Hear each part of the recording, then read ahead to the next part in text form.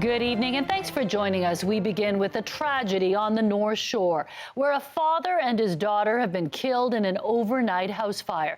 The father was a longtime city councillor. Now investigators are working to find out how the fire got started. CTV's Ben Nesbitt is live at the home on Delbrook Avenue. Ben,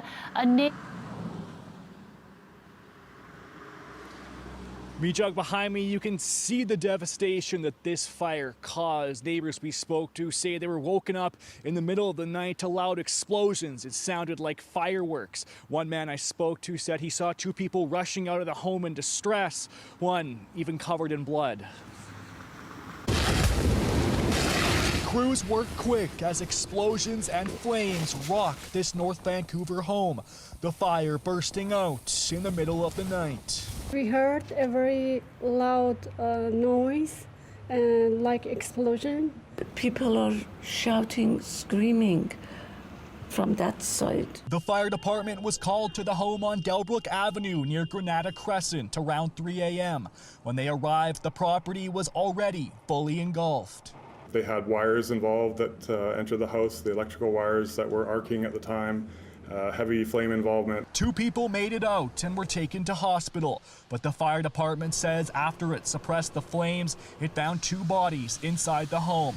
Friends have identified them as former North Vancouver City Councillor Bob Fernley and his daughter, Gail Fernley. It's a huge tragedy. I just can't believe it's happened. I knew Bob for many years. I knew Gail. I know his family. It's a real tragedy and it's a real sad time. The damage to the house and several vehicles, clear and extreme. Investigators were combing through the property all day Thursday, searching for answers. It's too early to determine whether this was an arson or act of intention. So, like I said, we'll be working very closely with the fire investigators to determine the cause. Fernley served on council for 15 years from 96 to 2011.